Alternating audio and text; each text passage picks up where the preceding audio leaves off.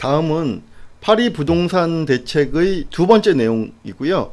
실수요 중심으로 주택 수요 관리를 강화하겠다라는 그 얘기예요. 그래서 잠깐 내용을 좀 살펴보시면요.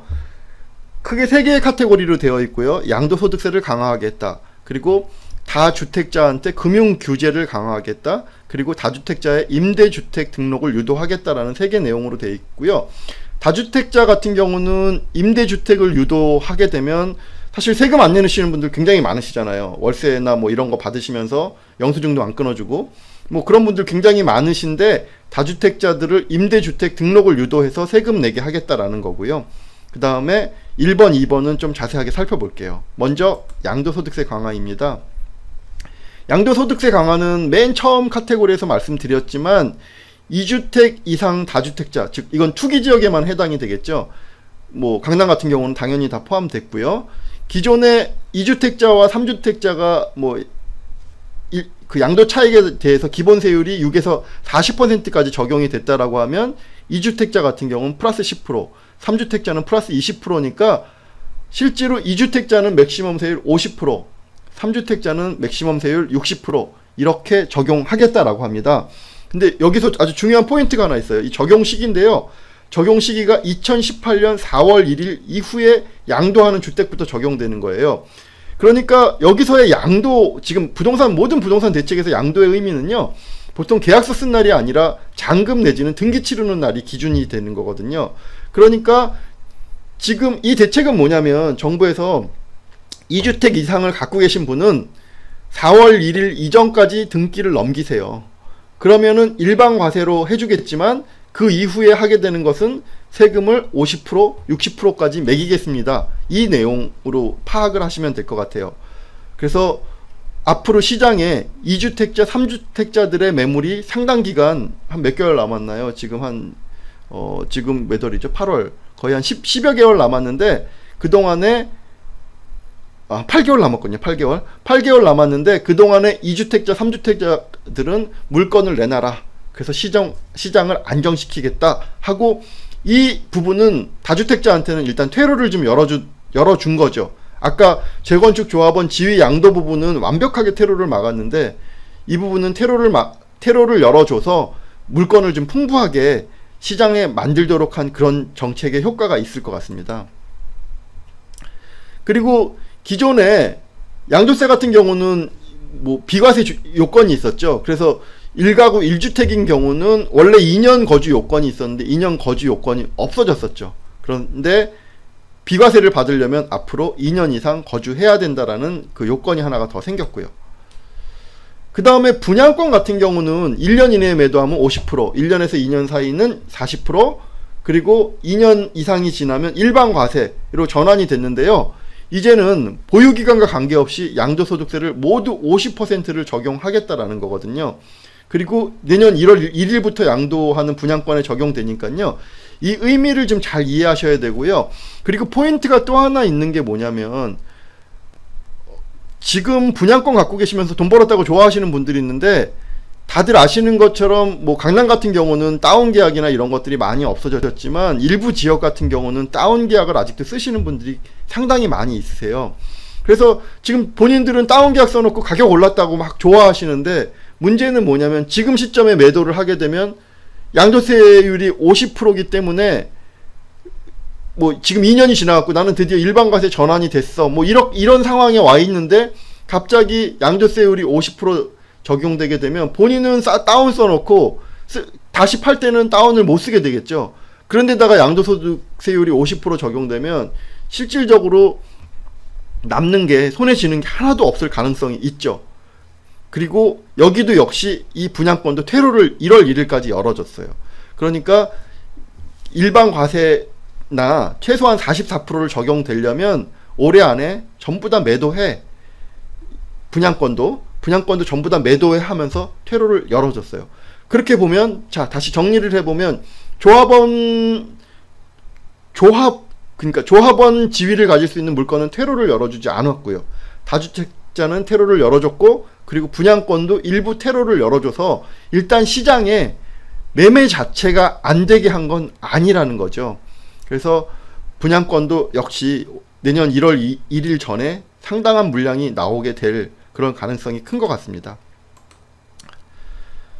자, 그 다음으로는 다주택자에 대한 금융 규제를 강화했어요. 그래서 내용을 보면요, 투기지역 내에 주택담보대출 건수 제한을 강화했고요. 투기지역은 아까 처음에 말씀드렸죠.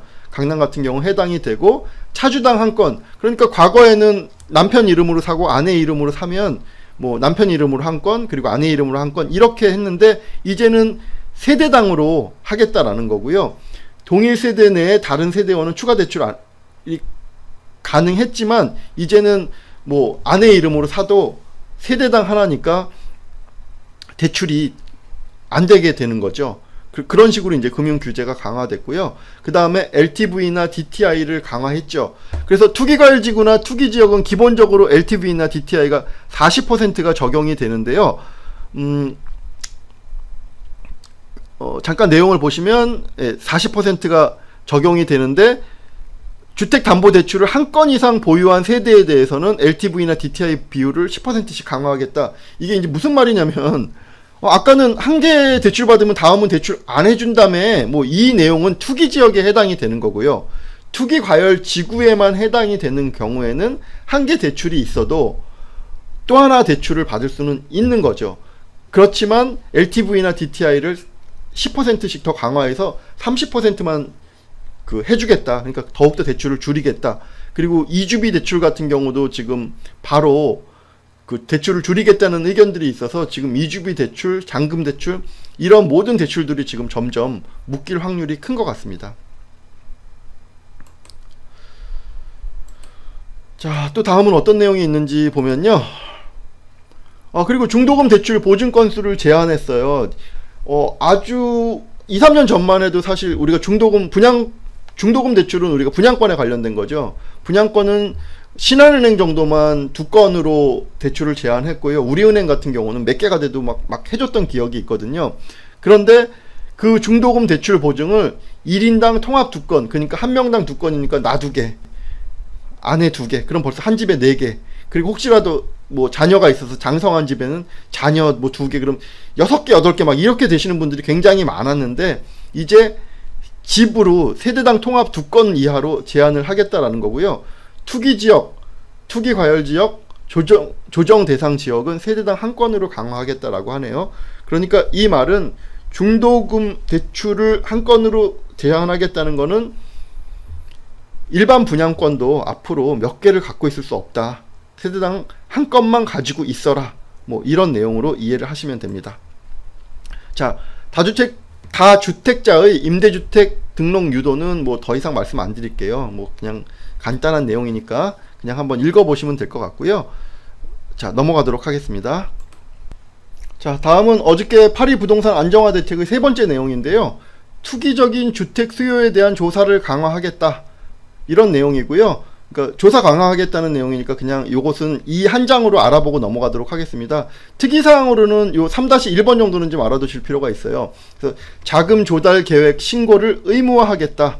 그래서 3억 이상 주택에 대해서는 자금 조달을 어떻게 하는 건지, 당신들이 어떤 돈으로 하는 건지 그 신고를 의무화하겠다라는 내용이고요. 그 다음에 특별 사법 경찰 제도를 도입해서 뭐 예를 들면 분양권 다운 계약이나 이런 부분들을 막겠다. 그리고 국세청 등 관계기관과의 공조를 강화해서 투기적인 주택 수요를 가만 놔두지 않겠다. 그 다음에 불법 전매 처벌 규정을 과거에 뭐 벌금 3천만 원이었다고 하면 1억 뭐 이런 식으로 처벌 규정을 강화하겠다. 뭐 이 정도 내용입니다. 자, 다음 4번째 내용은요. 서민을 위한 주택 공급을 확대하겠다. 뭐 지난번에 6.19 대책 나오고 나서 말이 많았죠. 지금 수요를 수요만 잡는다고 되냐? 공급을 확대해야지.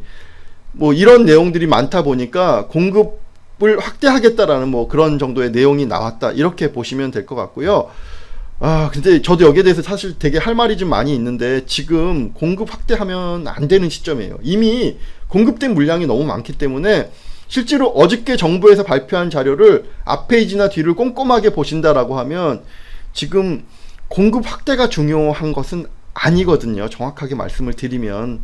그렇지만 6.19 대책 이후에 워낙 언론들의 비판이 공급 확대는 안 하고 수요만 잡으면 그게 진짜 부동산 대책이 돼? 라는 의문을 많이 던졌기 때문에 그 주택 공급 확대 근데 라는 의견이 나왔는데, 제가 봤을 때는 영혼 없이 나온 그 어떤 언론들의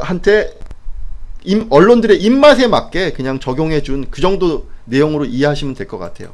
자, 마지막 실수요자를 위한 청약 제도 등도 정비를 했습니다. 청약 제도를 정비를 했는데 그 내용을 안으로 들어가서 보면요, 청약 제도 개편했고요, 그 다음에 지방의 민간 택지 전매 제한을 설정했고요, 오피스텔 분양 관리 개선했는데, 뭐 이건 지방 내용이니까 볼 필요 없고, 오피스텔도 이미 제가 예전부터 말씀드렸지만 이미 과포화 상태, 수익률은 5% 이하까지 떨어진 상태, 무조건 매도해야 될 시기지 오피스텔도 지금 매수 시기 절대 아니라고 말씀드렸는데요. 이 중에서 5-1번 청약제도 개편만 살펴보겠습니다.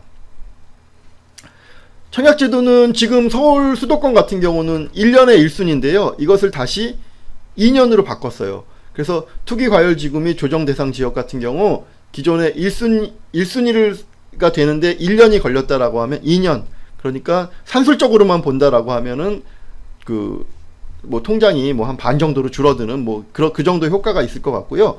그 다음에 가점제 적용을 확대해서 투기과열 지역 같은 경우 85제곱, 우리가 흔히 말하는 34평, 35평 이런 평형들인데 이것을 가점제를 갖다가 거의 100%로 만들었어요.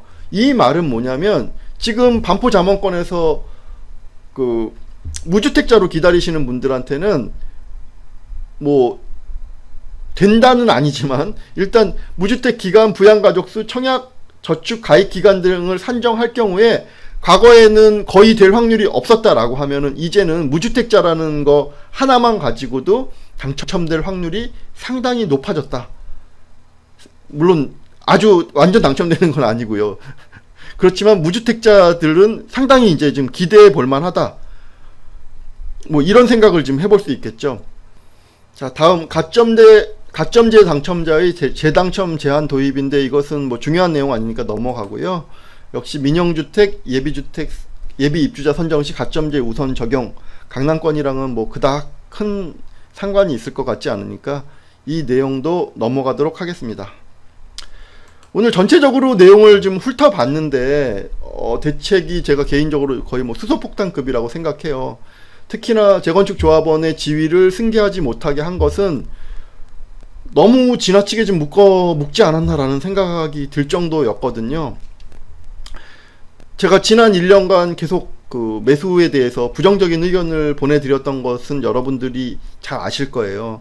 그것은 뭐 상식적으로 생각을 해봐도 지난 3-4년 동안 너무 대출을 통해서 많은 분들이 시장에 참여했고, 그리고 갭 투자자들까지 나타나면서 심지어 대학생들마저 뭐 동호회를 만들어서 이 시장에 뛰어들 정도니, 그 왜 주식시장에도 그런 말 있잖아요. 뭐 아이 업은 아주머니가 나타나면 상투다라는 말이 있듯이, 저는 현장에서 너무 많은 분들을 뵈니까 실수요자보다는 이미 투자자들이 너무 시장에 많이 뛰어든 그 시장을 보면서 아, 이미 너무 위험해, 그냥 이것은 시간의 문제일 뿐이다, 뭐 이 생각을 할 수밖에 없었거든요. 결국은 이런 부동산 대책이 나옴으로 인해서 시장은 한동안 조정을 받을 수밖에 없는데, 너무 센 거 나온 거 아니야 뭐 이런 생각을 하기보다는, 사실 뭐 지난 2-3년 동안 경제가 좋아서 우리가 탄탄한 경제를 기반으로 해서 가격이 상승을 한 것도 아니고요. 그런 과거의 전력들을 생각해 본다면 오히려 이런 식으로 가는 걸 정부가 뭐 그냥 방치를 해두면 나중에 그냥 올라가다가 한 번에 거품처럼 깨질 수가 있기 때문에, 오히려 지금은 어느 정도의 적정한 규제가 나와서 시장을 안정화시킬 필요는 저는 반드시 있는 시점에 와 있다, 이렇게 말씀을 드릴 수 있을 것 같고요. 지금 대략적인 큰 줄거리만 보다 보니까 세부적으로 부딪히는 점들이 굉장히 많으실 거예요. 많으실 텐데 아직까지는 그 정부에서도 큰 안들만 나왔지 세부적인 안들에 대해서는 미진한 점들이 많으니까 시간이 가면 조금 더 보강하도록 하겠습니다. 그리고 오늘은 광고가 있는데요. 사주와 부동산에서 운영하는 별도의 유료 카페 즐기는 부동산에도 좀 가입을 많이 해주셨으면 좋겠어요. 즐기는 부동산 같은 경우는 제가 매일 하루에 뭐 2개에서 3개, 월요일부터 금요일까지 하루에 2개에서 3개 부동산 관련한 기사를 올리고 그 기사에 대해서 자세한 해설을 해드리고 있거든요. 그러니까 부동산 시장에 대한 안목을 뭐 유료 카페라서 뭐 돈을 내는 것이 부담스러운 면은 있지만 제가 뭐 매일매일 기사 해설을 해드리니까 그게 시간이 6개월이고 1년 정도만 지나도 시장을 보시는 안목이 크게 달라지실 수 있을 거라고 보고요. 가입하시는 방법은 우리 카페 보시면 요로 되어 있죠. 밑으로 쭉 내려오시다 보면 여기 즐기는 부동산 바로 가기가 있어요. 그래서 여기를 갖다가 이렇게 클릭하시게 되면 즐기는 부동산이 뜨고요. 여기서 가입 신청하시게 되면 저희가 문자를 보내드리게 되거든요. 그러니까 그 사주와 부동산에서 즐기는 부동산 바로 가기 여기를 누르셔가지고 가입 신청을 많이 해주시면 부동산에 대한 안목을 넓히는 또 하나의 그 새로운 장이 열린다. 그래서 좀 가입을 많이 해주셨으면 좋겠다. 예, 이렇게 좀 마지막으로 광고 말씀드리고 오늘 방송을 마무리하도록 하겠습니다. 감사합니다.